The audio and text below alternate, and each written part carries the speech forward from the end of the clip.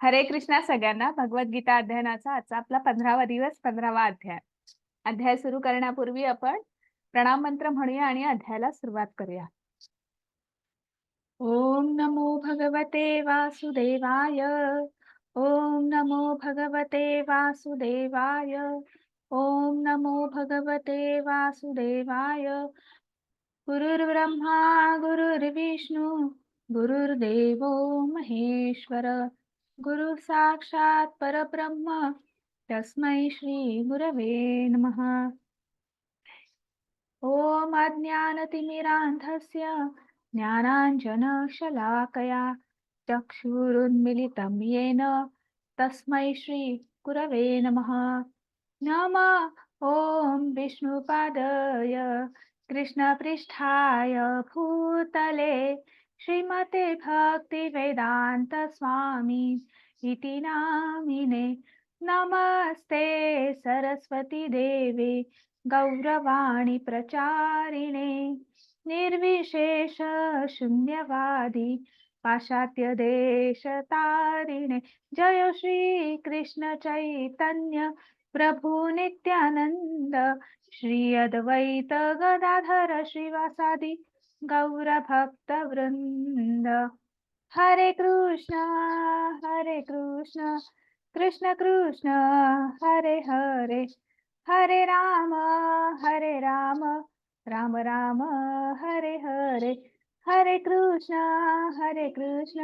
कृष्ण कृष्ण हरे हरे, हरे राम राम राम हरे हरे. हरे कृष्ण कृष्ण कृष्ण हरे हरे, हरे राम राम राम हरे हरे. हरे कृष्ण कृष्ण कृष्ण हरे हरे, हरे राम राम राम हरे हरे. हरे कृष्ण कृष्ण कृष्ण हरे हरे, हरे राम राम राम हरे हरे. हरे कृष्ण कृष्ण कृष्ण हरे हरे, हरे राम राम राम हरे हरे. हरे कृष्ण सगळ्यांना. पुन्हा एकदा सगळ्यांचं खूप खूप स्वागत आहे. आजचा आपला 15वा दिवस, 15वा अध्याय. अध्याय सुरू करण्यापूर्वी आपण श्री श्री राधा गोविंद यांना साष्टांग वंदन करूया. आपले गुरु श्री श्रील प्रभुपाद यांनाही आपण साष्टांग वंदन करूया. नामनिष्ठ दास प्रभू ज्यांच्यामुळे आपण ऑनलाईन भगवद्गीता शिकण्याचा आनंद घेत आहोत, बघता बघता आपला 15वा अध्याय आला, त्यांनाही आपण वंदन करूया. आणि सगळ्यात शेवटी सर्व कृष्ण सेवकांना ज्यांच्यामुळे हा उपक्रम जो आहे तो उत्तम पद्धतीने, सुरळीत पद्धतीने पार पडत आहे, आणि अशा सर्व कृष्ण सेवकांना आपण वंदन करूया आणि पुढे जाऊया. आपला कालचा 14वा अध्याय होता. कोणी मला सांगू शकेल 14व्या अध्यायाचं नाव काय होतं आणि त्याच्यात आपण काय पाहिलं? हरे कृष्ण. गुणत्रय विभाग होता. खूप छान माताजी. गुणत्रय विभाग योग, बरोबर. खूप त्याच्यात सात्विक, रजोगुण, तमोगुण आणि त्याबद्दल विस्तृत माहिती दिली होती. असं. खूप छान माताजी. हरे कृष्ण. हरे कृष्ण. तर कालचा आपला अध्याय होता गुणत्रय विभाग योग. आपण जे 3 गुण अगदी दुसऱ्या तिसऱ्या अध्यायापासून ऐकतो आहे, 3 गुणांनी आत्मा बद्ध आहे.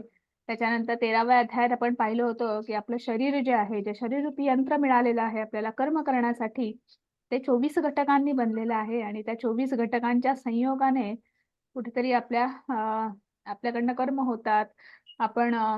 आपल्याला भावना तयार होतात. आपल्याकडनं एक एक आपण म्हणू शकतो, मग राग असेल, मत्सर असेल, मोह असेल, हे जे सगळं जे होतं हे त्या 23 घटकांनी होतं. आणि आपण ह्या भौतिक प्रपंचात जे गुरफटलं जातो ते त्या 24 घटकांचा परिणाम आहे. आणि म्हणून त्यातला एक घटक जो आहे अव्यक्त, तर त्या अव्यक्त म्हणजेच हे 3 गुण, त्रिगुणमयी माया, सत्व, रज, तम, या 3 गुणांबद्दल कालच्या अध्यायात आपण पाहिलं. मग 3 गुणांमध्ये सात्विक गुण जो आहे किंवा सत्व गुण जो आहे, की जो जेव्हा आपल्यामध्ये सात्विक गुणाचा प्रभाव असतो, निश्चितच आपला भगवंतावर विश्वास आहे, शास्त्रांवर विश्वास आहे, आणि त्यामुळे कुठेतरी आपली अध्यात्मामध्ये प्रगती करण्यास आपण सुरुवात करतो आहे किंवा आध्यात्मिक प्रगती होण्याचा आपला मार्ग जो आहे किंवा कमी अडथळे असतात किंवा आपण उत्तम पद्धतीने जे काही आपलं नामस्मरण असेल, उपासना असेल, पूजा असेल, तर ती आपण करू शकतो. रजोगुणाचा प्रभाव असेल, तर निश्चितच आपण हे सगळ्या गोष्टी करतो. कुठेतरी भगवंतावर विश्वास आहे, पण भगवंत कशासाठी आपण मानतो, की आपल्या काहीतरी त्याच्यामागे स्वार्थी बुद्धी असते, काहीतरी विचार असतो, की मला ही गोष्ट हवी आहे आणि म्हणून मी भगवंताकडे जातो आहे. म्हणजे कुठेतरी आपण भगवंताशी एक प्रकारचा व्यापार करतोय असं म्हटलं तरी चालेल आणि तशा पद्धतीने आपण उपासना करतो, आराधना करतो आणि भगवंताची भक्ती करून आपल्या इच्छा ज्या आहेत त्या पूर्ण करतो किंवा पूर्ण करण्यासाठी आपण भगवंताकडे जातो, मागणं घालतो. तर हे सगळं जे आहे आणि त्यामुळे त्याला सकाम भक्ती म्हणतात. पण हे रजोगुणाचा प्रभाव असल्यावर होतं. आणि तमोगुणामध्ये शक्यतो भगवंतावर विश्वासच नसतो, शास्त्रांवर विश्वास नसतो. आणि त्यामुळे त्यामुळे कसं होतं, की आपण स्वतःचंच कुठेतरी अधःपतन करून घेतो. मनुष्य जन्म मिळाला जरी असला, तरी सुद्धा आपण तो मनुष्य जन्माचं ध्येय जे आहे, तेच विसरतो आणि स्वतःच्याच अधःपतनाला स्वतःच आपण कुठेतरी कारणीभूत ठरतो. तर असं सगळं जे आहे, ते जे तमोगुणामध्ये असतात, तर त्यांचे किंवा तमोगुणाचा प्रभाव जास्त असतो. तर त्या आपण ते पाहिलं आणि त्याच्यानंतर ह्या तिन्ही गुणांवर जर आपल्याला नियंत्रण मिळवायचं असेल किंवा मिळवणारे असेही असतात, त्यांना गुणातीत असं म्हणतात. आणि मग यांच्यामध्ये नम्रता आहे, ज्ञान काय आहे माहिती आहे. जे ज्यांच्यातला सात्विक भाव वाढलेला आहे, सत्वशील आहे आणि हे सगळं कशामुळे होतं? अंतर्बाह्य शुद्धीकरण आणि ते कशामुळे होतं? तर अर्थात नामस्मरणामुळे ते. नामस्मरणामुळे होतं. त्यामुळे भगवंत सांगतात, अभ्यास आणि वैराग्य ह्या 2 गोष्टी. मग वैराग्य कशाचं? तर आपण जे कर्म करतो त्याच्या फळाचा त्याग करणं किंवा कर्मसन्न्यासी होणं. म्हणजे तर ह्या 2 गोष्टी जर आपण केल्या, तर निश्चितच आपल्याला ह्या 3 गुणांवर आपण नियंत्रण मिळवू शकतो आणि अशा पद्धतीने आपण आपल्या जीवनशैलीमध्ये थोडासा बदल करू शकतो. लगेचच पुढे जाणार आहोत. आजचा आपला आहे 15वा अध्याय पुरुषोत्तम योग, परमपुरुषाचा योग. आता 15वा अध्याय किंवा पुरुषोत्तम योग हा जो आहे, हा अध्याय बऱ्याच जणांचा पाठ असतो किंवा बरेच जण नेहमी म्हणत असतात एकादशीला म्हणतात किंवा कुठेतरी प्रवचनामध्ये असतं किंवा त्याचं सामूहिकरित्या वाचन चालतं, पठण चालतं. त्यामुळे पुरुषोत्तम योग जो आहे, तो सगळ्यांना माहिती आहे किंवा सगळ्यांच्या माहितीचा अध्याय आहे. तर आपल्याला त्याच्यामध्ये आज बघायचं आहे, की भौतिक जग आहे. मग भौतिक जगापासून अलिप्तता होणं म्हणजे काय? त्याच्यानंतर आपलं स्थलांतर होतं.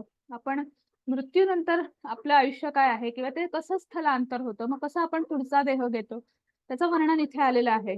मग आपण नेहमी म्हणतो, की कृष्ण देखभाल करता आहे, आपलं पालन-पोषण करतो, भरण-पोषण करतो. म्हणजे नेमकं काय करतो? तर त्याचं वर्णन इथे भगवंतांनी सांगितलेलं आहे. आणि पुन्हा वेदांत सूत्रांचा सारांश भगवंत वेगवेगळ्या पद्धतीने सांगत आहेत, की बाबा तुझा आणि माझा काय संबंध आहे? तुम्हाला मनुष्य देह मिळाला आहे, तर तुम्हाला काय करायचं आहे? अभ्युदय काय आहे? आणि मग प्रयोजन. म्हणजे तुम्हाला तुमच्या मनुष्य देहामध्ये किंवा मिळालेलं आहे, तर त्याचं ध्येय काय असलं पाहिजे? तर हे सगळं आपल्याला कुठेतरी पुन्हा आजच्या अध्यायामध्ये भगवंत सांगता आहेत. आणि लगेच आपण पुढे जाऊया.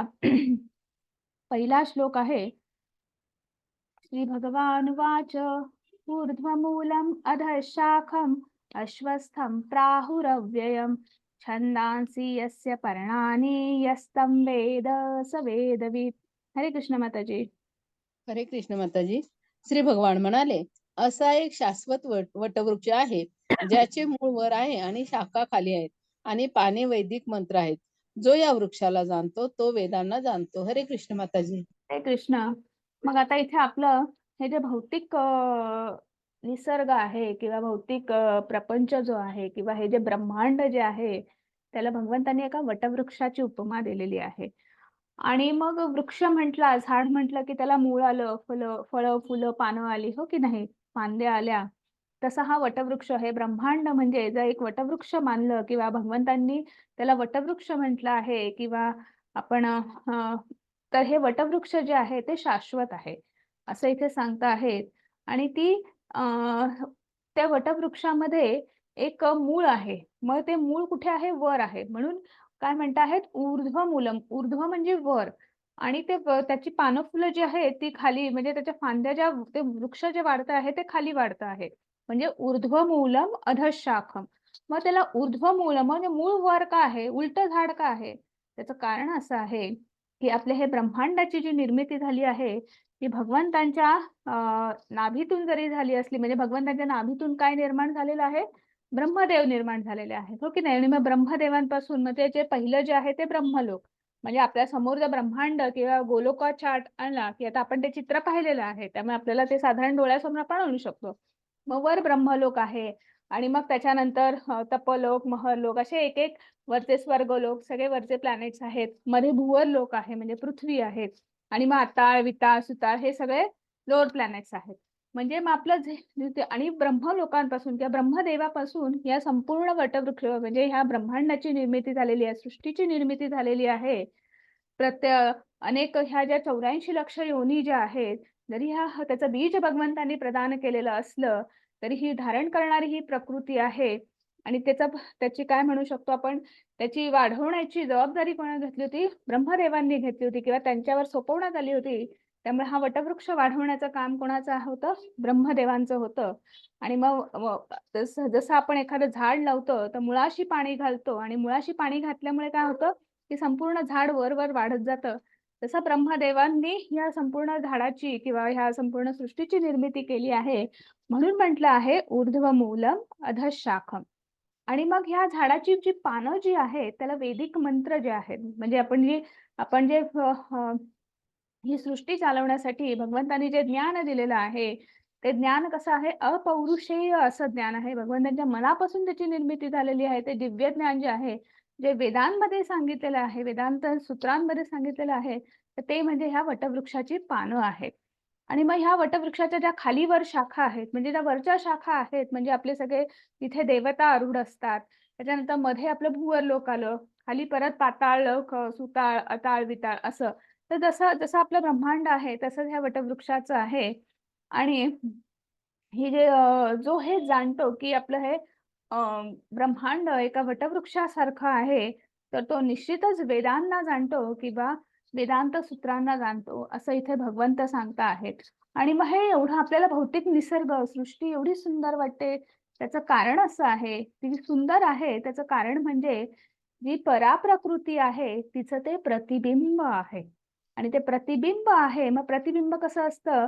आपण एका बघा तळ्याकाठी गेलो, नदीकाठी गेलो, कधी आपण कुठे फिरायला गेलो तर आपल्याला दिसतं. आपल्या शहरामध्ये तर काय ह्या गोष्टी नसतात.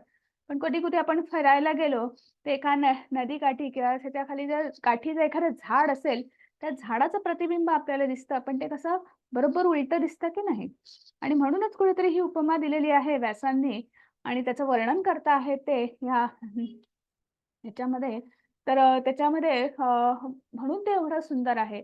आपलं जे गोलोक वृंदावन आहे किंवा आपलं वैकुंठ धाम जे आहे, जे एवढं सुंदर आहे, त्याचं प्रतिबिंब किती म्हणजे आपण विचार करू शकतो, की आपली ही भौतिक सृष्टी एवढी सुंदर आहे, निसर्ग एवढा सुंदर आहे, तर त्याच्यावरून आपण कल्पना करायची का नाही? त्याच्यावरून आपण समजू शकतो, की पराप्रकृती किती सुंदर असेल, किती मनमोहक असेल, ज्याचा आपण आपल्या च्या विस्ताराच्या साधारण पलीकडे असेल, पण एवढी सुंदर आणि मनमोहक असं ते आहे. तर प्रतिबिंब एवढं सुंदर असेल, एवढं मनमोहक, एवढं आनंददायी असेल, तर जे जे प्रत्यक्षात आहे, जे सत्य आहे, ते किती सुंदर असेल आणि म्हणून त्याला वटवृक्षाला प्रतिबिंब म्हणजे आपलं हे ब्रह्मांड जे आहे, ते एक प्रकारचा प्रतिबिंब आहे, असं म्हटलेलं आहे. हरे श्रीकृष्ण माताजी. लगेच पुढे जाऊया. हरे कृष्ण. या वृक्षाच्या त्रिगुणांनी पोषण केलेल्या शाखा खाली आणि वर पसरल्या आहेत. यांच्या डहाळ्या म्हणजे इंद्रिय विषय आहेत. या वृक्षाची मुळे खाली पसरलेली आहेत आणि ती मानव समाजाच्या सकाम कर्माशी बांधली गेली आहेत. हरे कृष्ण माताजी. हरे कृष्णा. मग ह्या वृक्षाचं पोषण जे आहे ते कशामुळे होत आहे? तर आपले जे 3 गुण जे आहेत त्याच्यामुळे होत आहे. आणि याच्या ज्या डहाळ्या ज्या आहेत, तर त्या डहाळ्या म्हणजे इंद्रिय विषय आहेत. आपले इंद्रिय इच्छा, इंद्रिय विषय जे असतात की नाही. कारण की याच्या शाखा ज्या आहेत त्या म्हणजे आपले 3 गुण किंवा त्या 3 गुणांनी त्याचं पोषण होते. म्हणून त्या अशा इकडे-तिकडे वाढल्या आहेत. वाढल्या आहेत म्हणजे कसं? आणि मग त्याची मुळं सुद्धा जी आहेत ती खाली वर पसरलेली आहेत आणि मानव समाजाच्या सकाम कर्माशी बांधले गेलेले आहेत. मग आपण अजून एक पुढचं आपण वाचूया आणि मग आपण पुढे जाऊया. एक मिनिट हा.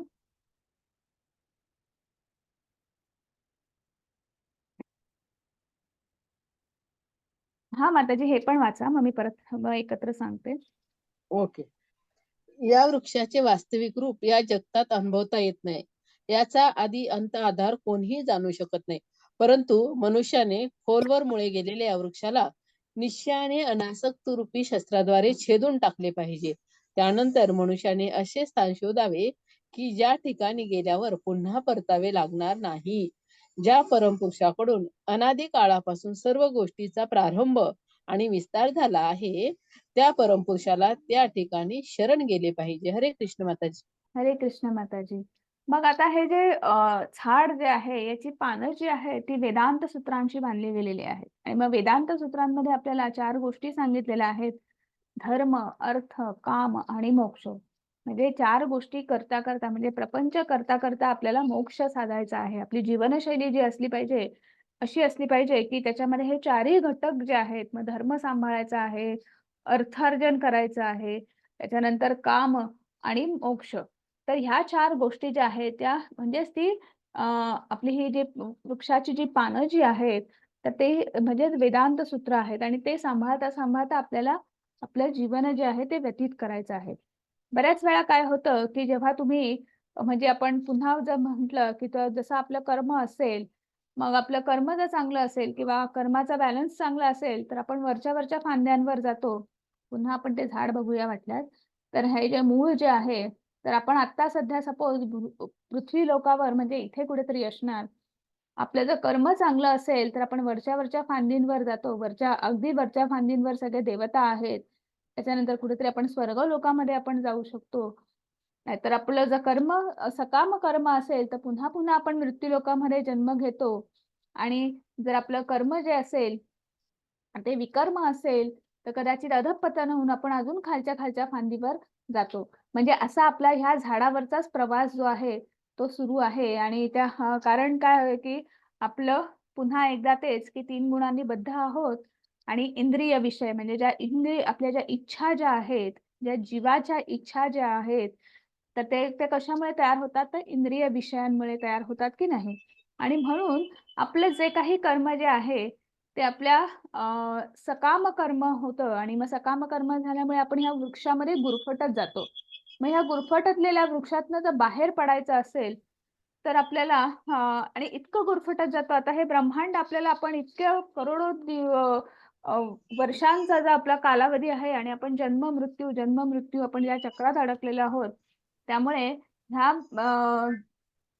आपल्याला नेमकं आपल्याला समजत नाही, की याचा आदी काय, अंत काय, आधार काय? जसं आपल्याला ब्रह्मांडाचं समजत नाही, तसं आपल्याला ह्या वृक्षाचाही समजत नाही.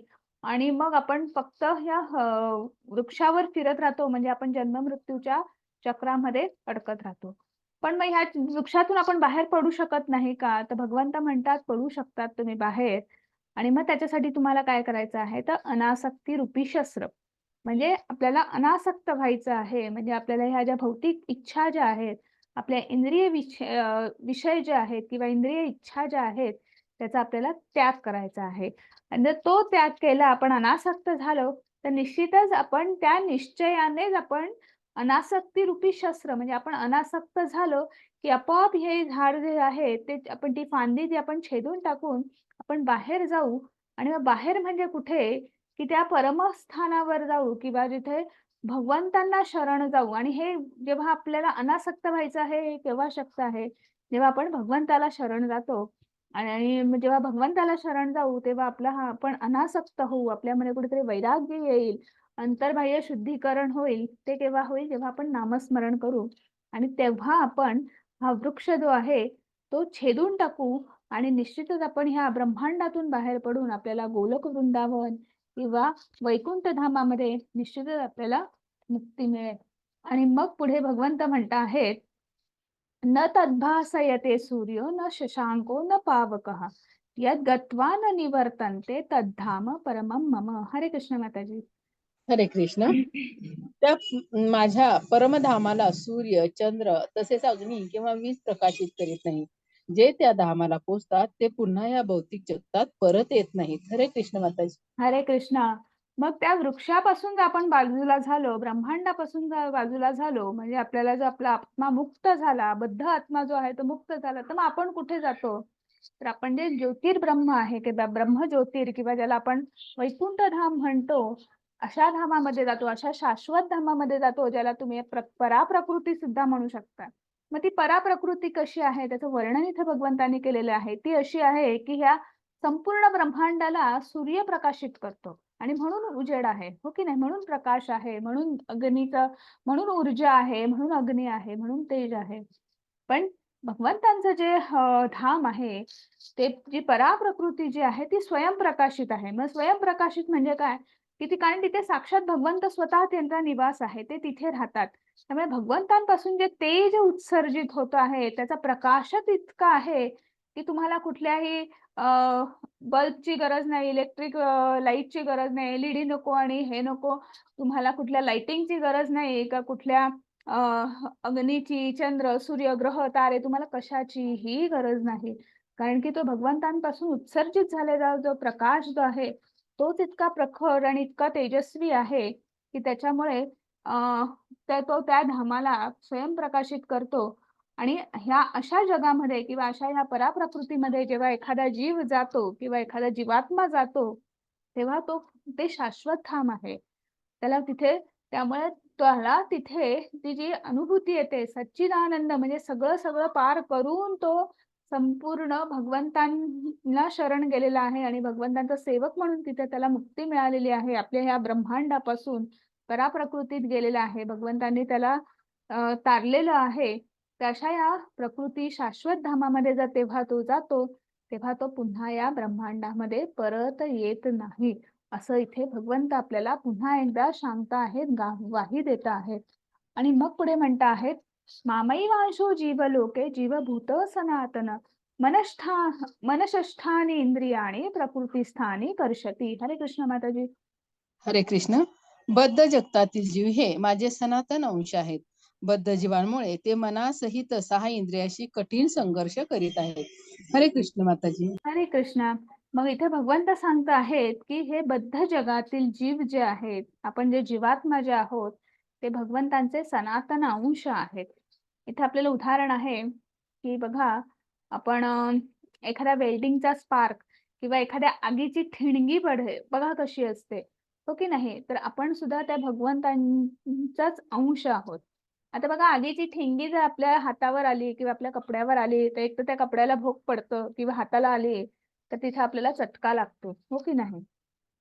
किंवा अजून एक उदाहरण द्यायचं झालं तर आपण एखाद्या असा मोठाच्या मोठा समुद्र आहे, त्याच्या किनारी आपण गेलो आणि त्या समुद्रातून एक ड्रॉप पाणी घेतलं, तर त्या पाण्याचे गुणधर्म आणि समुद्रामधल्या त्या पाण्याचे गुणधर्म सारखे असतात की नाही? म्हणजे तेच क्षार त्या एक ड्रॉप मध्ये मिळतील, तोच खारटपणा त्या एका ड्रॉप मध्ये असेल, हो की नाही? म्हणजे इथे सांगायचा मुद्दा असा आहे, इथे भगवंत पुन्हा एकदा आपल्याला सांगता आहेत की हे जीव माझे सनातन अंश आहे. म्हणजे आपण भगवंताचे अंश आहोत.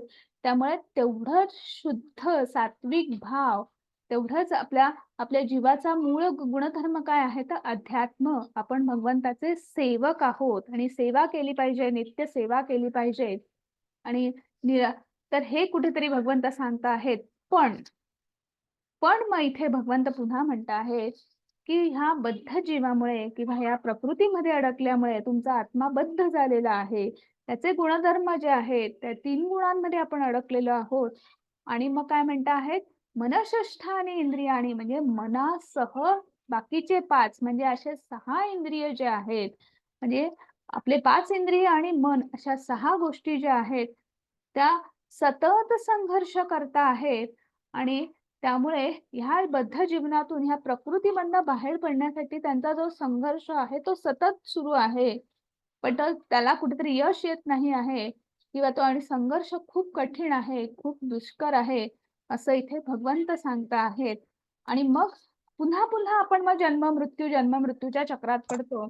आणि मग आपला कसा आपण एक देह सोडून कसा दुसऱ्या देहात जातो, तर त्याचंही वर्णन इथे केलेलं आहे. शरीरम यद वाप्नोति यच्चाप्युक्रामतीश्वर गृहीत्वानि संयाति वायुर्गंधानि वाशयात. हरे कृष्ण माताजी. हरे कृष्ण. ज्याप्रमाणे वायू आपल्या बरोबर गंध घेऊन जातो, त्याचप्रमाणे भौतिक जगतातील जीव आपल्या बरोबर जीवनातील विविध संकल्पना एका देहातून दुसऱ्या देहात घेऊन जातो. अशा रीतीने तो एक प्रकारचा देह धारण करतो आणि पुन्हा दुसरे शरीर धारण करण्याकरता पहिल्या देहाचा त्याग करतो. हरे कृष्ण माताजी. हरे कृष्ण. मग आता आपल्याला माहिती आहे की आपलं हे जे शरीर जे आहे ते एक स्वतंत्र आहे. आपला आत्मा जो आहे तो त्या शरीरामध्ये प्रवेश करतो. नंतर शरीर जीर्ण झालं की आत्मा त्या शरीराचा त्याग करतो आणि त्याचा पुढचा प्रवास सुरू होतो आणि मग त्याला पुढचं शरीर धारण करतो. बरोबर. त्याच्यासोबत आत्मा काय घेऊन जातो? ते आपलं जे कर्म जे आहे, आपण जे कर्म केलेलं असतं तर त्याचं बॅगेज म्हणू शकतो, त्याचा बॅलन्स म्हणू शकतो. ते कर्म त्याच्याबरोबर कॅरी होतच. म्हणजे ते कर्म त्या आत्म्याबरोबर जातच, जीवात्म्याबरोबर जातच. पण त्यासोबत अजूनही आपण मन, चित्त, बुद्धी याच्यावर आपण काय संस्कार करतो आहोत, तर ते संस्कार सुद्धा तो आत्मा घेऊन जातो. एक उदाहरण इथे दिलेलं आहे, की जसा वायू आपल्यासोबत गंध घेऊन जातो. म्हणजे आपण बघा आपल्या घरामध्ये देवाजवळ आपण उदबत्ती लावतो किंवा गॅलरीमध्ये तुळशीजवळ आपण उदबत्ती लावतो. पण संध्याकाळी किंवा सकाळी त्याचा गंध जो आहे तो संपूर्ण घरभर पसरलेला असतो किंवा किचनमध्ये आपण एखादा पदार्थ करत असतो. पण जेव्हा आपण घरात येतो, तेव्हा आपण लगेच ओळखतो, की अरे वाह! आज घरामध्ये हे बनतं आहे किंवा हे शिजतं आहे. कारण की त्याचा अर्थ आपल्याला त्या घरात आल्या-आल्या त्या पदार्थाचा आपल्याला वास येतो. किंवा पाऊस पडत असेल तर पहिल्या पावसाचा तो मातीचा जो सुगंध जो आहे तो अगदी आपण घरात असलो तरी आपल्या घरामध्ये दरवळतो. कारण तो सुगंध जो आहे तो त्या वाऱ्याबरोबर कसा तो येतो. तसाच आपला जो आत्मा जो आहे, तर आपण जे आपल्या मन, चित्त, बुद्धी, अहंकार याच्यावर आपण काय संस्कार केलेले आहेत, ते संस्कार सुद्धा आपण पुढच्या जन्मामध्ये घेऊन जातो. जसा हा गंध कसा पसरतो तसंच ते आपण घेऊन जातो. उदाहरण द्यायचं झालं तर बघा बऱ्याच वेळा असं होतं, आपण एखादा मुलगा जो असतो, लहान मुलगा असतो, त्याला आपण शापित गंधर्व म्हणतो. तो इतका उत्तम गात असतो. ते त्याच्या मागच्या जन्माचं असतो. ते संस्कार तो घेऊन आलेला आहे. एखादा लहान मुलगा असतो, उत्तम काहीतरी तबला वाजवत असतो. म्हणजे त्याची बोटं त्या तबल्यापर्यंत पोहोचत नाही किंवा पेटीच्या भात्यापर्यंत सुद्धा त्याचे हात पोहोचत नाही. पण इतक्या लहान वयामध्ये तो उत्तम पेटी वाजवत असतो, तबला वाजवत असतो किंवा एखाद्या विषयामध्ये त्याला गती असते, एखाद्या किंवा त्याची भाषा खूप सुंदर असते. म्हणजे काहीतरी त्याच्यामध्ये जो गुण असतो, तो इतका उत्तम पद्धतीने असतो आणि आपल्याला सगळ्यांना आश्चर्य वाटतं, की अरे, हा एवढूसा मुलगा आहे आणि मग आपल्यासाठी ते एक आश्चर्यासारखं असतं, की एवढ्याशा मुलाचं हे पाठ आहे. कोणाची तरी लहान वयामध्ये कोणाची तरी हनुमान चालीसा पाठ असते, कोणाचे तरी भगवद्गीतेचे अध्यायच्या अध्याय पाठ असतात. असे किती लहान मुलं आहेत इथे किंवा किती असे लोकं आहेत ह्या भूतलावर आणि मग आपल्यासाठी ते आश्चर्य नसतं. तर इथे भगवंत सांगता आहेत, की मागच्या जन्माचं ते घेऊन आलेले आहेत आणि म्हणून त्यांना जेव्हा भगवंत म्हणतात, की अयशस्वी योगींचं गंतव्य स्थान काय आहे? म्हणजेच पुढे भगवंत इथे सांगता आहेत, की तुम्ही मागच्या जन्माचं घेऊन आलेला आहात आणि तेच तुम्हाला ह्या जन्मामध्ये म्हणजे जसं तुम्ही कर्म घेऊन जातात, तसं कर्म नाही नेत. तुम्ही जे चांगले संस्कार केलेले आहेत चांगल्या संस्कारांबरोबर जर काही वाईट संस्कार असतील, काही-काही लहान मुलं खूप चिडचिडे असतात. काही समजो न समजो, पण अगदी ते 1 वर्षाचं पिल्लू असतं, पण एवढं चिडचिड करत असतं. घेऊन आलेलं आहे मागच्या जन्माचं. तर असं सगळं जे आहे, ते भगवंत इथे सांगत आहेत, की वायू जसा गंध घेऊन जातो, तसं आपण आपल्या मन, चित्त, बुद्धी याच्यावर आपण जे संस्कार केलेले आहेत, ते सुद्धा घेऊन जातो आणि जेव्हा आपण दुसऱ्या शरीरामध्ये जातो, तेव्हा भगवंत सांगतायत. हरे कृष्ण माताजी. हरे कृष्ण. अशा प्रकारे जीव दुसरे स्थूल शरीर धारण करून मनाशी केंद्रित झालेले कान, नेत्र, जिव्हा, नाक आणि स्पर्श इत्यादी विशिष्ट प्रकारची इंद्रिय प्राप्त करतो. अशा रीतीने तो एका विशिष्ट प्रकारच्या इंद्रियाविषयी समूहाचा उपभोग घेतो. हरे कृष्ण माताजी. हरे कृष्ण. मग आपल्याला मनुष्य देहामध्ये 5ही इंद्रिय जी आहेत ती प्रगल्भ आहेत. सगळीकडे आपले ते सगळे इंद्रिय इकडे-तिकडे असे सगळे इंद्रिय विषय शोधत असतात. त्यामुळे मनुष्य देह असेल तर 5ही इंद्रिय कार्यरत आहेत. जर आपलं अधःपतन झालं, आपल्याला एका प्राण्याचा देह मिळाला, तर त्या प्राण्याची कुठली इंद्रिय जी आहेत, मग आता सपोज कुत्र्याचा देह मिळाला, तर कुत्र्याचा कसा कुत्र्याला वास बघा, गंध म्हणजे कुत्र्याला पटकन वास येतो. तर तर ते ते इंद्रिय जे आहे ते प्रगल्भ आहे. त्यामुळे आपला देह, आपला आत्मा जो आहे किंवा एखादा जीवात्मा जो आहे, जेव्हा एखादं शरीर सोडतो आणि मग दुसऱ्या शरीर धारण करतो, तेव्हा त्या शरीराचा त्याची कुठलं इंद्रिय जे आहेत ते जास्त कार्यरत आहेत, तर त्याचा तो उपभोग घेतो. त्या इंद्रिय समूहाचा तो उपभोग घेतो. अ, तर मनुष्य देह मिळाला तर 5ही इंद्रियांचा उपभोग घेतो. एखाद्या प्राण्याचा देह मिळाला, तर त्या प्राण्याचं कुठलं इंद्रिय कार्यरत आहे किंवा अजून कुठले 2-3 काय जे इंद्रिय समूह जे कार्यरत आहे, त्या इंद्रिय समूहाचा आपला देह जो असतो किंवा आपला आत्मा त्या देहामध्ये गेल्यामुळे तो आत्मा त्या इंद्रिय समूहांचा उपभोग घेत असतो. असं इथे भगवंत आपल्याला सांगत आहे. आणि मग पुढे म्हणत आहेत, उत्क्रामनंत स्थितम वापी भुंजानं वा गुणन्वितम विमुढानानुपश्यन्ति पश्यन्ति ज्ञानचक्षुषः. हरे कृष्ण माताजी. हरे कृष्ण. जीव आपल्या देहाचा त्याग कसा करतो, तसेच प्राकृतिक गुणांच्या प्रभावामुळे तो कोणत्या प्रकारच्या देहाचा उपभोग घेतो हे मूर्ख लोक जाणू शकत नाहीत. परंतु ज्याला ज्ञानचक्षु आहे तो हे सर्व पाहू शकतो. हरे कृष्ण माताजी. हरे कृष्ण. मग आपला इथे वर्णन आलेलं आहे की आपण आपल्याच उदाहरण जर घेतलं तर आपल्याला माहिती आहे का की मागचा जन्म कुठला होता, मागचा देह कुठला होता, पुढचा देह कुठला मिळणारा नाही. म्हणजे जे सामान्य लोक आहेत तर त्यांना ते हे जाणू शकत नाहीत, कारण आपल्याकडे अज्ञान आहे किंवा अज्ञानरूपी चक्षु आहेत. पण ज्यांच्याकडे ज्ञान चक्षु आहेत ते हे सर्व पाहू शकतात किंवा त्यांना एखाद्याचा प्रवास, एखाद्या आत्म्याचा प्रवास काय आहे, की बाबा याचे किती जन्म झालेले आहेत, काय काय याने केलेलं आहे, काय काय उपभोगलेलं आहे, काय काय भोगलेलं आहे आणि अजून पुढे किती जन्म आहेत, तर हे तो पाहू शकतो, हे जाणू शकतो. आपल्याकडे एक उदाहरण आहे इथे. तुम्हाला जर 2 चित्र आहेत. वरच्या चित्रात जर बघायचं झालं, तर एक अशी छान गाडी आहे Mercedes वगैरे आणि त्याचा ओनर, मालक जो आहे, तो छान गाडी चालवतो आहे आणि रस्त्यावर अचानक गाडी बंद पडली. गाडी बंद पडली आणि बाहेर आला, बोनेट वगैरे उघडून पाहिलं, पण त्याने आपलं उघडून पाहिलं, पण त्याला त्यातलं काही कळत नाहीये.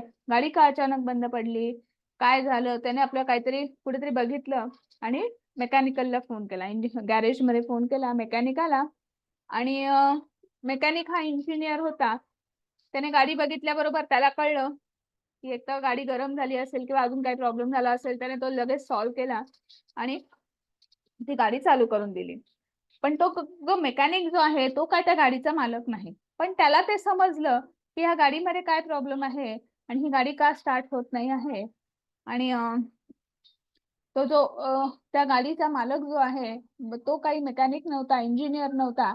त्यातलं त्याला नॉलेज नव्हतं किंवा ज्ञान नव्हतं आणि म्हणून त्याला ते समजलं नाही. तो फक्त त्याने उघडून बघितलं, की गाडी का बंद पडली. एका सामान्य मनुष्याचं आणि ज्यांना आत्मसाक्षात्कार झालेला आहे, ज्यांच्याकडे ज्ञानचक्षु आहे, हाच फरक आहे, की तो त्या देहाचा मालक आहे, तो त्याचा स्वतःचा आत्मा आहे, पण त्याला माहित नाही, की नेमकं काय आहे. आणि ज्याच्याकडे ज्ञानचक्षु आहेत, त्याला हे समजतं आहे, की याचा काय प्रवास झाला आहे आणि अजून काय प्रवास सुरू आहे किंवा अजून किती वेळ आहे. आणि मग पुढे भगवंत म्हणत आहेत, हरे कृष्ण माताजी. हरे कृष्ण. प्रयत्न करणारे आत्मसाक्षात्कारी योगीजन हे सर्व स्पष्टपणे पाहू शकतात. परंतु ज्यांचे मन अविकसित आहे आणि ज्यांना आत्मसाक्षात्कार झालेला नाही, ते प्रयत्न करूनही काय घडत आहे हे जाणू शकत नाहीत. 15.12 श्लोक मध्ये असं सांगतात, अखिल जगतांना अंधकार नाहीसे करणारे सूर्याचे तेज माझ्यापासून उत्सर्जित होते आणि चंद्राचे व अग्नीचेही तेज माझ्यापासूनच उत्सर्जित होते. हरे कृष्ण माताजी. हरे कृष्ण. मग इथे भगवंत पुन्हा एकदा स्पष्टपणे सांगत आहेत, की ज्यांना आत्मसाक्षात्कार झालेला आहे, की ज्यांनी आपलं मन विकसित केलेलं आहे, आपली बुद्धी सक्षम केलेली आहे आणि जिथे मन विकसित होतं, बुद्धी सक्षम होते, तिथे इंद्रियांवर नियंत्रण येतं आणि हळूहळू आपण आपल्या आतमध्ये असलेला परमात्मा आहे त्याचं कुठेतरी आपण दर्शन आपल्याला होतं किंवा तो आत्मसाक्षात्कार होतो आणि त्याच्यामुळे आपल्याला ह्या सगळ्या ज्ञानचक्षु जे आहेत ते कुठेतरी त्याच्याने आपण सगळं पाहू शकतो. पण जे सामान्य लोक आहे, ज्यांचं मन अविकसित आहे, इंद्रियांवर नियंत्रण नाही, बुद्धी सक्षम नाही, त्यांच्यासाठी ह्या सगळ्या गोष्टी म्हणजे जसं आपण तो गाडीचा मालक आहे, पण त्याला समजत नाही आहे, की या गाडीत काय बिघाड झाला आहे, असाच प्रकार आहे. पुढे भगवंत म्हणत आहेत, की हे संपूर्ण जग जे आहे, हे ब्रह्मांड जे आहे, ही भौतिक सृष्टी, ही अपरा-प्रकृती जी आहे, त्याला जो प्रकाशमान करणारा सूर्य जो आहे, तर त्याचं तेज जे आहे, ते माझ्याच अंतरंग शक्तीतून उत्सर्जित होत आहे. किंवा चंद्राचं शीतल असं मोहक असं तेज असेल किंवा अग्नीचं तेज असेल, अग्नीमधली ऊर्जा असेल, तर ती सुद्धा माझ्याच अंतरंग शक्तीमधून उत्सर्जित होती आहे. आणि मग पुढे भगवंत म्हणत आहेत, गामाविश्यच भूतानि धारयाम्यह मोजसा पुष्पाणीच औषधी सर्व सोमो भूत्वा रसात्मकम. हरे कृष्ण माताजी. हरे कृष्ण माताजी. मी प्रत्येक ग्रहलोकात प्रवेश करतो आणि माझ्या शक्तीद्वारे ते आपल्या कक्षेत स्थित राहतात. मी चंद्र होऊन सर्व वनस्पतींना जीवन रसाचा पुरवठा करतो. हरे कृष्ण माताजी. हरे कृष्ण. मग इथे आता भगवंत म्हणतायत, आपण आता आपल्याला माहिती आहे की भगवंत आपल्याचं पालन पोषण करतात, भरण पोषण करतात. म्हणजे कसं करतात, तर प्रत्येक ग्रह लोकामध्ये भगवंत आहेत. प्रत्येक ब्रह्मांडामध्ये भगवंत गर्भोदक्षाय विष्णू म्हणून आहेत. आणि त्याच्यानंतर त्या गर्भोदक्षाय विष्णूंनी जी निर्मिती करायची आहे सृष्टीची, त्याच्यासाठी त्यांनी ब्रह्मदेवाची निर्मिती केलेली आहे आणि ब्रह्मदेवापासून संपूर्ण सृष्टीची निर्मिती झालेली आहे. या संपूर्ण 84 लक्ष योनींची निर्मिती झालेली आहे. मग ते ग्रहलोक असेल, ते ग्रहमंडल असेल किंवा आपण जीवात्मा असू, म्हणजे कुठलेही, मग तो कुठल्याही योनीमध्ये असेल, 84 लक्ष योनीमध्ये, तर त्या प्रत्येकामध्ये एक क्षीरोदक्षाय विष्णू आहेत, ज्याला आपण परमात्मा परमेश्वर म्हणतो. तर ते आपल्या सगळ्यांमध्येच आहेत आणि अंश रूपामध्ये आहेत. आणि जे ग्रहमंडल जे आहे, आपण म्हणतो की ते एका कक्षेमध्ये आहे. त्याला उपमा दिलेली आहे एका मोत्यांच्या माळेमध्ये जसे आहेत. मग ते त्याच्यामध्ये जी शक्ती जी आहे, ती संकर्षण शक्ती, ज्याला आपण ग्रॅव्हिटेशनल फोर्स, गुरुत्वाकर्षण शक्ती म्हणतो, ते सुद्धा भगवंतच आहेत. साक्षात भगवंतांचा आविष्कार आहे तिथे. आणि म्हणून ते एका कक्षेत स्थित आहेत. म्हणून ही सृष्टी जी आहे, ती नियमितपणे सृष्टीचक्र सुरू आहे. असं कधीच होत नाही की यांनी कक्षा सोडल्या आहेत किंवा आज सूर्यच उगवला नाही, उद्या चंद्रच मावळला नाही, असं कधीही होत नाही. कारण तिथे तिथे भगवंत स्वतः उपस्थित आहेत, ते कार्यरत आहेत आणि म्हणून ती सृष्टी सुद्धा नियमितपणे सगळे कार्यरत आहेत. आणि मग पुढे भगवंत सांगतात की आपण जे जीव आहोत, की आपल्याला, आपण हे जे देह आहे, हे शरीर जे आहे, शरीररूपी यंत्र जे आहे, त्याचं भरण पोषण करण्यासाठी जो अन्न पुरवठा, म्हणजे जे शेती आहे किंवा ज्या वनस्पती आहेत, तर त्या वनस्पतींमध्ये जे वेगवेगळे जीवनसत्व किंवा जे रसपुरवठा होतो, ज्याला आपण वेगवेगळे विटॅमिन्स म्हणतो, तर त्याची निर्मिती सुद्धा कोणापासून होते, तर चंद्राच्या प्रकाशापासून. मग चंद्राचा प्रकाश हा सुद्धा भगवंतापासूनच उत्सर्जित होतो. म्हणजे आपण ज्याला फोटोसिंथेसिस किंवा प्रकाश संश्लेषण क्रिया जी म्हणतो, तर तिथे सुद्धा भगवंतांची शक्ती कार्यरत आहे. आणि म्हणून त्या वनस्पतींमध्ये त्या धान्य पीक, शेतीमध्ये धान्य पिकत आहे, त्या वनस्पतींमध्ये ते विविध जीवनरस तयार होत आहे. त्याचा पुरवठा जो आहे किंवा त्याची निर्मिती जी आहे, ही भगवंतांच्याच शक्तीद्वारे होते आहे. भगवंतांच्याच शक्तीचा तो एक विस्तार आहे. आणि मग पुढे भगवंत म्हणत आहे, अहम वैश्वानरो भूत्वा प्राणिनाम देहम आश्रितः प्राणापान समायुक्त पंचाम्यन्नम चतुर्विधम. हरे कृष्ण माताजी. हरे कृष्ण माताजी. सर्व प्राणीमात्रांच्या देहामधील जठराग्नी मी आहे आणि 4 प्रकारच्या अन्नाचे पचन करण्याकरता मी प्राण व अपान वायूशी संयोग साधतो. हरे कृष्ण माताजी. हरे कृष्ण. मग इथे भगवंत आपल्या आपल्या देहामध्ये स्थित आहेत. मग ते कुठे कुठे आहेत बघा. आता भगवंतांनी जो अन्न पुरवठा म्हणजे जर आपण धान्य खातो, धान्य शिजवून खातो, हो की नाही, त्याची रसनिर्मिती, त्याच्यातले जे विटॅमिन्स जे आहेत, त्याची निर्मिती कोणामुळे झालेली आहे तर भगवंतांच्याच शक्तीचा आविष्कार आहे, तिथेच झालेले आहे. त्याच्यानंतर आपण ते धान्य शिजवतो, अन्न आपण प्रसाद म्हणून दाखवतो किंवा आपण ते अन्न ग्रहण करतो. मग त्या अन्न पचनाचं काम कोण करतं? तर त्या आपल्या जठरामध्ये एक अग्नी जो आहे, जो अग्नी प्रदीप्तमान आहे, ते अग्नी दुसरं तिसरं कोणी नसून साक्षात तिथे भगवान किंवा परमात्मा आहेत, भगवान श्रीकृष्ण आहेत आणि ते त्या अग्नीच्या स्वरूपामध्ये आहेत. आणि ते आपण जे अन्न ग्रहण केलेलं असतं, मग 4 प्रकारचं अन्न असतं. एक आपण भाकरी, पोळी म्हणजे असं चावण्यासारखं खातो किंवा एक चोखण्यासारखं म्हणजे ऊस वगैरे आपण जे अशा पद्धतीचे खातो किंवा चटणी वगैरे जे चाटून खाण्यासारखं असतं किंवा जे भात वगैरे म्हणजे चावून खाण्यासारखं. म्हणजे अशा वेगवेगळ्या पद्धतीचं जे अन्न ग्रहण करतो किंवा आपण जे काय म्हणतात त्याला रस, ताक, सूप म्हणजे जे पिण्यासारखं असतं, अशा पद्धतीचं अन्न, की आपण ज्या वेगवेगळ्या पद्धतीचं आपण अन्न जे ग्रहण करत असतो आणि ते अन्न जेव्हा पोटामध्ये जातं, तेव्हा त्याचं पचन करण्याचं काम कोण करत असतं? आपल्यामध्ये असलेला जठराग्नी करत असतो. आणि मग तो कोणाच्या मदतीने करतो? प्राण आणि अपान वायूशी. मग आपल्या हृदयामध्ये सुद्धा परमात्मा स्थित आहे. म्हणून आपण श्वासोश्वास घेत असतो. आपण श्वास घेतो, उश्वास सोडतो. व त्याच्या मदतीने आपण हे अन्न आपलं पचत असतं किंवा त्याचं पचनाचं कार्य सुरू असतं. मग मला आपण म्हणून आपण काय म्हणतो, की आपण एक श्लोक म्हणतो, की आपण आपल्याला सगळ्यांना माहिती आहे, की भोजन करण्यापूर्वी आपण वदनिकवळ घेता म्हणतो. हो की नाही? त्याच्यामध्ये एक वाक्य आहे, उदरभरणनो हे जाणीचे यज्ञ कर्म. हो की नाही? मग हे आपण जे अन्न ग्रहण करतो आहे, ते फक्त पोटभरीसाठी करतो आहे का? नाही. तर ते एक यज्ञ कर्म आहे.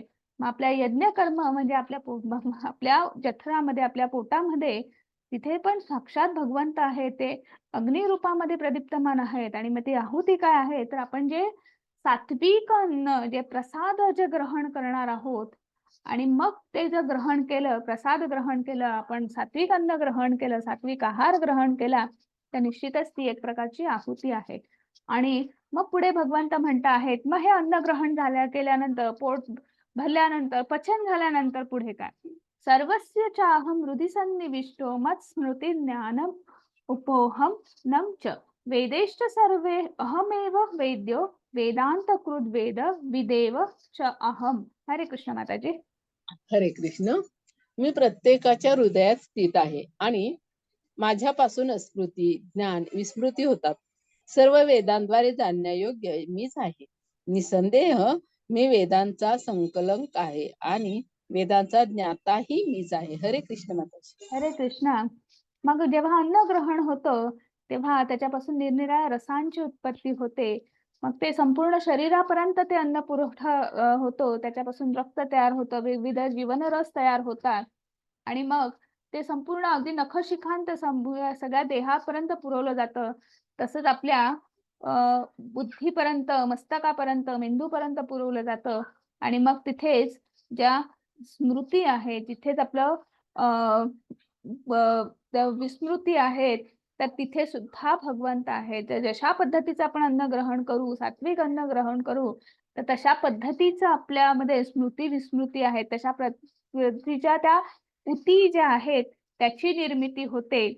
आणि मग आपण जे ज्ञान ग्रहण करतो, मग ते ज्ञान समजण्याची शक्ती किंवा ते ज्ञान ग्रहण करण्याची आकलन शक्ती जी आहे, जेव्हा आपण अशा प्रकारे प्रसाद ग्रहण करतो किंवा आपण सात्विक अन्न ग्रहण करतो, तेव्हा निश्चितच ती आकलन शक्ती जी आहे, त्या ज्या ऊती ज्या निर्मित होतात, त्याच्यामुळे आपल्याला ते आकलन होतं, की आपण काय वाचतो आहे, आपण काय ऐकतो आहे, प्रवचनात काय ऐकलेलं आहे, निरूपणात काय ऐकलेलं आहे, आपण काय वाचतो आहे, त्याचा काय अर्थ इथं दिलेला आहे, काय सांगता आहेत, भगवंतांना काय अपेक्षित आहे. तर त्याचं सगळं जे आकलन जे आहे, तर ते सगळं जेव्हा आपण प्रसाद ग्रहण करतो, अन्न ग्रहण करतो, मग आपण जे अन्न ग्रहण करतो, ते आपण उदरभरण नोहे म्हणजे आपण फक्त पोटभरीसाठी नाही करत, तर जाणीजे यज्ञ कर्म. जेव्हा आपण हे यज्ञ कर्म म्हणून करतो, तेव्हा निश्चितच आपल्यामध्ये ह्या सगळ्या चांगले चांगले विचार किंवा सात्विक विचार जे आहेत, त्याची निर्मिती होते. ज्ञान जे आपण घेतो आहोत, तर ते ज्ञान समजण्याची आकलन शक्ती जी आहे, ती सुद्धा आपल्याला वाढत जाते. आणि निश्चितच भगवंत पुन्हा सांगता आहेत, मग ज्ञान काय आहे? जे वेद जे आहेत ते भगवंतांच्याच मनापासून त्याची निर्मिती झालेली आहे. म्हणजे ते वेद सुद्धा तिथेच साक्षात भगवंत आहेत. आपल्याला ते वेद जाणण्याची सुद्धा आपल्याला जी इच्छा तयार होते, ती सुद्धा जेव्हा आपण प्रसाद ग्रहण करतो, जेव्हा सात्विक अन्न ग्रहण करतो, तेव्हाच ती होते. आणि ह्या ज्ञानाचा संकलक, ह्या ज्ञानाचा ज्ञाताही मीच आहे, असं भगवंत सांगत आहेत. आणि मग पुढे म्हणता आहेत, हरे कृष्ण माताजी. हरे कृष्ण. च्युत क्षर आणि अच्युत अक्षर असे जीवांचे दोन वर्ग आहेत. भौतिक जगतात सर्व जीव च्युत असतात आणि आध्यात्मिक जगतातील प्रत्येक जीवाला अच्युत असे म्हटले जाते. 15.17 मध्ये असे सांगतात, या दोहा व्यतिरिक्त एक परमपुरुष परमात्मा आहे, जे स्वतः अव्ययी भगवंत आहे आणि तेच लोकांमध्ये प्रवेश करून त्यांचे पालन पोषण करत आहेत. हरे कृष्ण माताजी. हरे कृष्णा. मग तुम्ही पराप्रकृती म्हणा, अपराप्रकृती म्हणा, तुम्ही आध्यात्मिक जग म्हणा, तुम्ही भौतिक जग म्हणा, इथे वर्णन आलेलं आहे. च्युत म्हणजे क्षर आणि अच्युत म्हणजे अक्षर, असे दोन वर्ग आहेत. आणि मग या दोन्ही वर्गांमध्ये जीवात्मा आहेत. पण ज्या भौतिक निसर्गामध्ये आहेत किंवा ज्या दोन्ही वर्ग आहेत, ते पुन्हा पुन्हा जन्म मृत्यूच्या चक्रामध्ये अडकतात. म्हणजे ज्या अच्युत वर्गामध्ये आहेत किंवा ज्या पराप्रकृती किंवा अक्षर वर्गामध्ये आहेत किंवा त्या सृष्टीमध्ये आहेत, तर ते अव्ययी असतात किंवा ते चिरंतन असे होतात. आणि ह्या दोन्ही वर्गांची किंवा ह्या दोन्ही प्रकृतींमध्ये एक जो आहे तो शाश्वत आहे, किंवा तो ह्या वर्गातही असेल किंवा त्या म्हणजे अपराप्रकृती जे असेल किंवा पराप्रकृती असेल, शाश्वत चिरंतन असं कोण आहे, तर परमात्मा परमेश्वर भगवान श्रीकृष्ण, जे अव्ययी आहेत, जे सनातन आहेत आणि ते तिन्ही लोकांमध्ये कुठेही प्रवेश करता आहेत आणि ते प्रवेश करता आहेत तिथे त्यांचं अस्तित्व आहे, तिथे ते आहेत, त्यांचं स्फुल्लिंग आहे, त्यांचा अंश आहे. म्हणून त्या गोष्टीचं पालन पोषण होत आहे. भगवंत पालन पोषण करण्यासाठीच ज्या गोष्टीची निर्मिती झालेली आहे, त्याचं पालन पोषण झालं पाहिजे, त्याचं भरण पोषण झालं पाहिजे. आणि म्हणून भगवंत तिथे अंश रूपामध्ये तिथे असतात. सगळ्यांमध्ये परमात्मा रूपामध्ये, ज्याला आपण क्षीरोदक्षाय विष्णू असं म्हणतो. आणि मग पुढे अजून इथे इथे आपल्याला एक अजून भगवंत नवीन याच्यामध्ये आपल्याला समजत आहे की यस्मात् अक्षरम अतीतो अहम अक्षरदपि चोत्तम अतोस्मी लोके वेद च प्रथितः पुरुषोत्तम. हरे कृष्ण माताजी. हरे कृष्ण माताजी. मी च्युत आणि अच्युत यांच्यात अतीत, दिव्य आणि सर्व श्रेष्ठ असल्यामुळे जगतामध्ये तसेच वेदांमध्ये पुरुषोत्तम म्हणून प्रसिद्ध आहे. हरे कृष्ण माताजी. हरे कृष्ण. मग ज्यांना आपण क्षीरोदक्षाय विष्णू म्हणतो, पुरुषोत्तम ज्यांना आपण परमात्मा म्हणतो, जे चतुर्भुज रूप आहे किंवा जे भगवान श्रीकृष्ण आहे, जे परमतत्व आहे, त्यांना ते सगळ्याच तिन्ही लोकांमध्ये कुठेही प्रवेश करत आहेत, त्यांचं पालन पोषण करत आहेत, भरण पोषण करत आहेत, जे अव्ययी आहेत, जे जे सनातन आहेत, जे चिरंतन आहेत, ते म्हणून त्यांना वेदांमध्ये पुरुषोत्तम असं नाव आहे. उत्तम असा पुरुष आणि असा एकच आहे पुरुषोत्तम भगवान श्रीकृष्ण. आणि म्हणून संपूर्ण वेदांमध्ये, संपूर्ण ऋषीमुनींनी सगळ्यांनी त्यांची ख्याती सगळ्या ग्रंथांमध्ये त्यांचं वर्णन पुरुषोत्तम म्हणून आलेलं आहे, असं इथे भगवंत सांगता आहेत. आणि मग पुरुषोत्तम भगवान दुसरे तिसरे कोणी नसून साक्षात भगवान श्रीकृष्ण आहेत. आणि मग वेगवेगळ्या देवता, वेगवेगळ्या त्या पुरुषोत्तम भगवंतांना सगळेजण जे आहेत ते त्यांचं काय म्हणू शकतो की वेगवेगळ्या पद्धतीने त्यांचं नामस्मरण करत असतात, त्यांचं उपासना करत असतात, आराधना करत असतात. भगवान शिवशंकर जे आहेत त्यांची कृष्ण रूपामध्ये आराधना करतात. आणि ब्रह्मदेव जे आहेत ते त्यांची गर्भोदक्षाय विष्णू किंवा महाविष्णू या रूपामध्ये ते त्यांची आराधना करतात. आणि मग पुढे म्हणतात भगवंत, यो मामे यो मामेव सम्मूढो जानाति पुरुषोत्तमं स सर्वविद भजति मा सर्व भावेन भारत. हरे कृष्ण माताजी. हरे कृष्ण माताजी. जो मला संशयरहित होऊन पुरुषोत्तम भगवान म्हणून जाणतो, तो सर्वज्ञ होय. म्हणून हे भरता तो माझ्या भक्तीमध्ये पूर्णपणे संलग्न होतो. हरे कृष्ण माताजी. हरे कृष्णा. मग इथे भगवंत म्हणत आहेत की ज्याला ह्या गोष्टीचा यत्किंचितही संशय नाही किंवा कुठेही पण परंतु नाही की जो पुरुषोत्तम भगवान म्हणजे कोणतं, भगवान श्रीकृष्ण जे परमतत्व आहे, परमसत्य आहे आणि सर्वज्ञ म्हणून जो मला जाणतो, ज्याचा तिथे दृढ विश्वास आहे, दृढ श्रद्धा आहे, तो निश्चितच माझ्या भक्तीमध्ये संलग्न होतो आणि तो हळूहळू आपला जो मार्ग जो आहे किंवा आपला आध्यात्मिक प्रगल्भता जी आहे, आध्यात्मिक प्रगती जी आहे, तो निश्चितच ती हळूहळू एक-एक टप्पे पार करत जातो. म्हणजे ह्या 3 श्लोकांमध्ये किंवा ह्या 3-4 श्लोकांमध्ये भगवंतांनी आपला आणि भगवंतांचा संबंध काय? पुन्हा तेच, की आपण भगवंताचे अंश आहोत आणि मग त्याच्यानंतर भगवंत हे कोण आहेत? तर ते आपलं पालन-पोषण करता आहेत, भरण-पोषण करता आहेत. म्हणून आपण त्यांचे सेवा केली पाहिजे. सेवक आहोत आपण. चिरंतन असे आपण भगवंतांचे सेवक आहोत. आणि मग आपल्याला कुठे जायचं आहे? तर आपल्याला त्या वैकुंठ धामामध्ये, त्या गोलोक वृंदावनामध्ये आपल्याला परत जायचं आहे. त्यामुळे आपल्याला भगवंतांचा सेवक होणं, त्या अनन्य भक्तीची गोडी लागणं आणि अनन्य भक्तीमध्येच हळू पुढे जात आपण भगवंतांच्या गोलोक वृंदावनामध्ये प्रवेश मिळवणं. तर हे सगळं जे आहे म्हणजेच आपला मनुष्य आपला आणि भगवंतांचा किंवा एका जीवात्म्याचा आणि भगवंतांचा काय संबंध आहे? मग तो जीवात्मा जेव्हा नरदेह धारण करतो, मनुष्य देह धारण करतो, तेव्हा त्या मनुष्य देहाचा त्याला काय करायचं आहे? त्याचं काय कार्य आहे? काय करणं अपेक्षित आहे त्याने? म्हणजे त्याचं अभ्युदय काय आहे? तर ते इथे कुठेतरी सांगता आहेत. म्हणजे आपल्याला थोडक्यात नामस्मरण करायचं आहे, कारण आपण कलियुगामध्ये आहोत.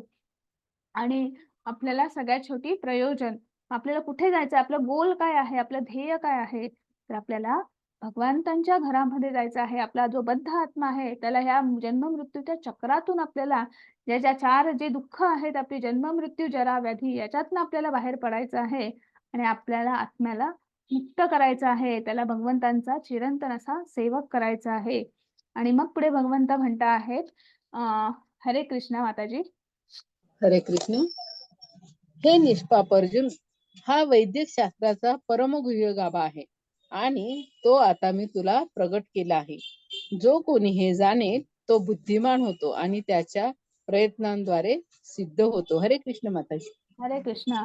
मग जो हे कोणी जाणतो किंवा जो 15व्या अध्यायाचा अभ्यास करतो किंवा हे हे भगवंतांनी सांगितलेलं जे 9व्या अध्यायात असेल, जे भक्ती योगामध्ये असेल, जे पुन्हा पुन्हा भगवंत सांगता आहेत, तर ते हे हा जो ज्ञानाचा गाभा जो आहे, की आपण भगवंतांचे अंश आहोत, आपण भगवंतांचे सेवक आहोत, भगवंतांचे चिरंतन असे अंश आहोत आणि आपण भगवंतांची सेवा केली पाहिजे, नामस्मरण केलं पाहिजे आणि आपण वैकुंठ धामापर्यंत परत गेलं पाहिजे. तर हे कोणी जे जाणतं, निश्चितच तो जो कोणी व्यक्ती आहे, जो कोणी आत्मा आहे, तो स्वतःचा प्रवास जो आहे, आध्यात्मिक प्रवास जो आहे, आध्यात्मिक प्रगल्भता जी आहे, तो निश्चितच तो प्रवास प्रयत्नांनी पूर्ण करेल आणि आपल्याच आपल्याच जीवाला, आपल्याला तो मुक्तीसाठी तो मार्ग जो आहे, तो मोकळा करून देईल. असं कुठेतरी पुन्हा भगवंत सांगता आहेत.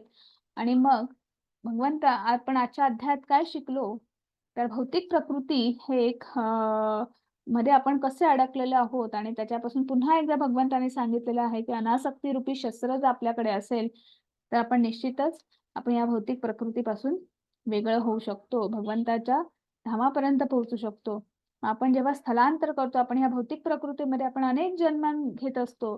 मग जेव्हा एका जन्मातून दुसऱ्या जन्मात जातो किंवा एक देह सोडून दुसऱ्या देहामध्ये प्रवेश करतो, तेव्हा आपण काय घेऊन जातो किंवा तर ते कुठेतरी भगवंतांनी आजच्या अध्यायात त्याचं वर्णन केलेलं आहे. त्याच्यानंतर भगवंत आपलं पालन-पोषण करतात. म्हणजे नेमकं काय करतात? मग त्या आपल्यामध्ये उदरामध्ये स्थित आहे. आपण जे श्वासोश्वास घेतो, तिथे आहे. जे आपण विचार करतो, आपण जे अन्न ग्रहण करतो, त्याच्यापासून ज्या ऊर्जा विकसित होतात किंवा ऊती विकसित होते, आता ज्या विकसित ऊती होतात, त्याच्यामध्ये ज्या स्मृती आहेत, विस्मृती आहेत, तर तिथे भगवंत आहेत. जे ज्ञान ग्रहण करतो, ते ज्ञान म्हणजे साक्षात तिथे भगवंत आहेत. पण ते ज्ञान ग्रहण करण्यासाठी जी आकलन शक्ती जी आहे, ती जेव्हा आपण भगवंतांचं अंतर्बाह्य शुद्धीकरण होईल, सात्विक आपण आहार घेऊ, प्रसाद घेऊ, निश्चितच आपल्याला ते ज्ञान जे आहे, ते समजण्याची आकलन शक्ती, तशा ऊती आपल्यामध्ये विकसित होतील, तसा सात्विक भाव आपल्यामध्ये विकसित होईल. भगवंतांबद्दल जाणून घेण्याची, भगवंत कोण आहेत, आपण कोण आहोत, ही ही ही जाणून घेण्याची ही इच्छा, ही ओढ, ही उत्कंठा जी आहे, ती त्याची निर्मिती होईल, ते वाढत जाईल. आणि पुन्हा सगळ्यात शेवटी वेदांत सूत्रांचा सारांश तिथे भगवंत पुन्हा एकदा सांगताय की पुरुषोत्तम भगवान म्हणून मी तिन्ही लोकांमध्ये प्रसिद्ध आहे आणि म्हणून भगवंतांना पुरुषोत्तम असं म्हणतात. आणि म्हणून भगवंतांची पुरुषोत्तम म्हणून सगळे पूजा करतात, आराधना करतात, उपासना करतात. आणि आपण प्रत्येकाने, प्रत्येक जीवात्म्याने त्या पुरुषोत्तम भगवंताला शरण गेलं पाहिजे आणि आपला जो आत्मा, जो बद्ध आत्मा आहे त्याला मुक्तीचा मार्ग मोकळा करून मग निश्चितच वैकुंठ धामापर्यंत पोहोचण्यासाठी आपण तसे प्रयत्न केले पाहिजे, नामस्मरण केलं पाहिजे. आणि इथेच आपला आजचा अध्याय संपतो आहे. हरे कृष्ण सगळ्यांना.